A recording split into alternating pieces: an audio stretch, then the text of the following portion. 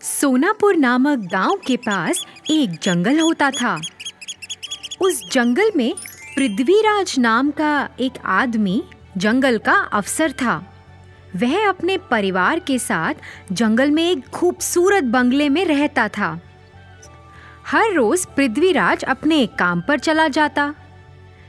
पृथ्वीराज की पत्नी पायल एक खेल क्षेत्र चलाती थी। वह उस खेल क्षेत्र में 3 घंटा काम करती थी। एक बेटा था अर्जुन। वह हर दिन स्कूल जाता था और फिर स्कूल के बाद घर वापस आकर वो भी बाकी बच्चों के साथ खेल क्षेत्र में खेलता था।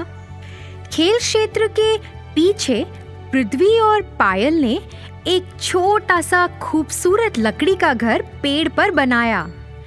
वह उसे अर्जुन को उसके 9वें जन्मदिन पर उपहार के रूप में देना चाहते थे। उन्होंने उस घर में खूब सारे खिलौने रखे। फिर जैसे ही एक दिन अर्जुन अपने स्कूल से घर आया, उसके माता पिता ने उसकी आंखों पर पट्टी बांध दी और उसे उस पेड़ के पास ले गए।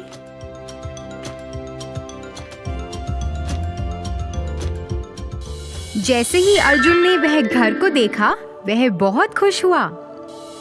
वह अपना आधा दिन उस लकड़ी के घर में ही बिताता था। एक दिन अर्जुन उस घर से अपने घर की ओर भागता हुआ आया।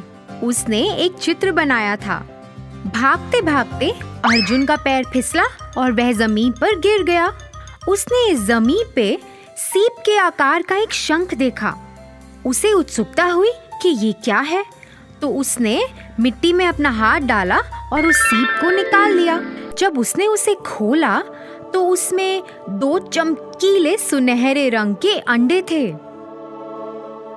हाँ, ये तो कितने सुंदर हैं। मैं तो इन्हें अपने लकड़ी के घर में रखूंगा। अर्जुन उन अंडों को लेकर अपने लकड़ी के घर में चला गया।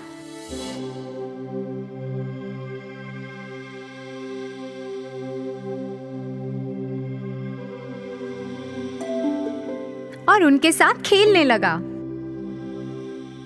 जैसे ही वह खेल रहा था, अर्जुन की माँ ने उसे पुकारा। अर्जुन घबरा गया कि कहीं उसकी माँ को पता ना चल जाए और वो उसे डांटे ना। उसने फटाफट से उन अंडों को एक कपड़े के अंदर छुपा दिया और वहां से नीचे चला गया। फिर अगले दिन जब अर्जुन वापस उस लकड़ी के घर में आया, उसने उन अंडों को खोजना शुरू कर दिया। उसे ये देख के बहुत हैरानी हुई कि एक दिन में ही अंडे बड़े हो गए हैं। वह उन्हें आश्चर्य से देखता रहा कि कैसे एक दिन में अंडों का आकार बड़ा हो गया है। देखते ही देखते अंडे दिन ब दिन बड़े होते गए। अर्जुन अब 11 साल का हो गया था और अंडों का आकार तो बहुत ही बड़ा हो गया। अर्जुन को ऐसा लगा कि अब तो उस लकड़ी के घर में इन्हें छुपाना नामुमकिन है। तो उसने सोचा कि अब वह उन अंडों को कहीं और जाके छुपाएगा। दूसरा स्थान खोजने के लिए वह अपनी साइकिल पर घर के आसपास देखने लगा। उसने एक पुराना सा घर देखा। उसने सोचा कि यह अच्छी जगह है जहां वह अपने अंडों को छुपा सकता है। वह जल्दी अपने घर वापस आया, उन अंडों को लिया और जल्द ही उस पुराने बंगले की ओर चला गया। उसने उन अंडों को वहां छुपा दिया और उसके बाद वह वहां कभी नहीं गया। उसे तो उस घर से डर लगता था क्योंकि वह भयानक था। ऐसे ही कुछ साल बीतते गए। अर्जुन के 18वें जन्मदिन पर अर्जुन हिमेश को अपने साथ उस पुराने बंगले में चला गया। जैसे ही उन्होंने घर का दरवाजा खोला, दोनों आश्चर्यचकित रह गए। अंडे तो उनसे भी बड़े हो गए। ये क्या था? इतने बड़े कैसे हो गए अंडे? क्या ये सचमुच के सुनहरे अंडे थे? उनके दिमाग में ऐसे ख्याल आने लगे। दोनों ने तय किया कि वह अंडों का राज जानेंगे। इसीलिए वह पुस्तकालय में चले गए और कुछ किताबें पढ़ने लगे जिससे उन्हें अंडों का ज्ञान हो। पढ़ते पढ़ते अर्जुन को कुछ प्राप्त हुआ। अर्जुन ने यह पढ़ के हिमेश को सुनाया कि ये सुनहरे अंडे तो बहुत खास हैं। ये शुरू में तो बहुत छोटे होते हैं और सीप के आकार के शंख के अंदर होते हैं, मगर जैसे ही इन्हें कोई छूता है और उस शंख से बाहर निकालता है, धीरे धीरे ये बहुत बड़े होने लगते हैं। जो भी इन अंडों को सबसे पहले छूता है वो इन अंडों का मालिक बन जाता है। ये जादुई अंडे हैं। इन अंडों में इतनी ताकत है कि ये किसी को भी दूसरी दुनिया में लेकर जा सकते हैं। ऐसा करने के लिए अंडों के मालिक को अपनी पहली उंगली अंडों पर रखनी है। एक बार में सिर्फ 2 लोग ही जा सकते हैं। ऐसा करने के लिए जैसे ही वह उस अंडे के अंदर जाएंगे, वह अपनी इच्छा प्रकट कर सकते हैं और अंडे उनकी इच्छा कबूल कर लेंगे। अरे वाह, ये तो कितनी अच्छी बात है। अर्जुन और हिमेश वापस उस पुराने घर में गए। अर्जुन ने अपनी पहली उंगली अंडे पर रखी। जैसे ही उसने ऐसा किया, अंडे खुल गए। दोनों एक एक अंडे के अंदर शामिल हो गए। हमें अंतरिक्ष में ले जाओ। जैसे ही उन्होंने ऐसा कहा, दोनों अंतरिक्ष में पहुंच गए और उड़ने लगे। दोनों ने बहुत मजा उठाया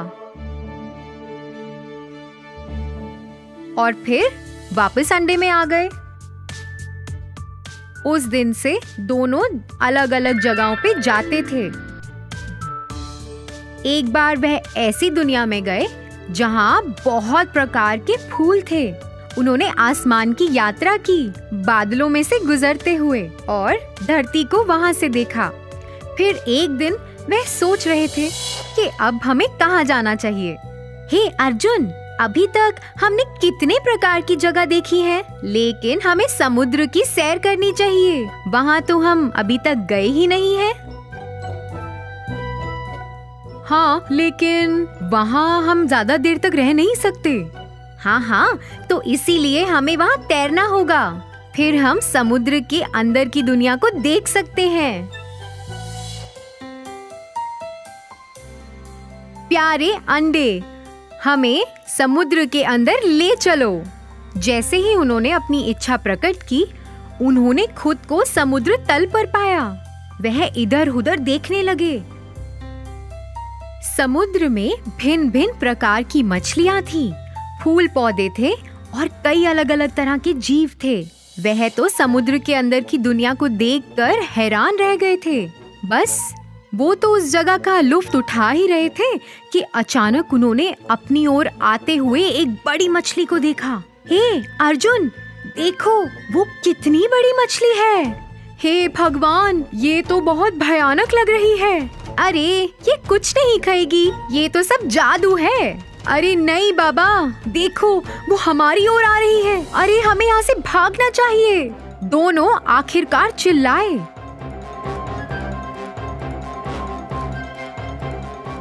मेरे सुनहरे अंडे, मुझे यहाँ से वापस ले चलो। फिर जैसे ही उन्होंने ऐसा कहा, वह वापस अंडों के अंदर आ गए। उन्हें फिर एहसास हुआ कि जादू का तो इस्तेमाल करना उन्हें आ गया है, लेकिन उस जादू की मदद से उन्हें कहाँ-कहाँ जाना है, इसकी उन्हें अभी तक खबर नहीं है। उन्होंने कभी ऐसा सोचा ही नहीं था कि ऐसी भयानक घटना भी उनके साथ घट सकती है। दोनों ने ये तय किया कि अब वह उस जादू का इस्तेमाल नहीं करेंगे।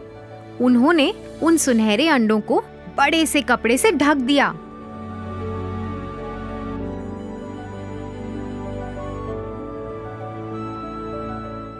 उन्होंने दरवाजे को भी अच्छे से बंद कर दिया ताकि कोई और भी उस घर में ना जा सके। इसके बाद वह दोनों उस घर में मुड़कर कभी वापस नहीं लौटे। तो बच्चों, इस कहानी से हमें ये सीख मिलती है कि हमें अपनी सीमा से बाहर जाकर कुछ भी नहीं करना चाहिए, नहीं तो हमें मुसीबतों का सामना करना पड़ सकता है।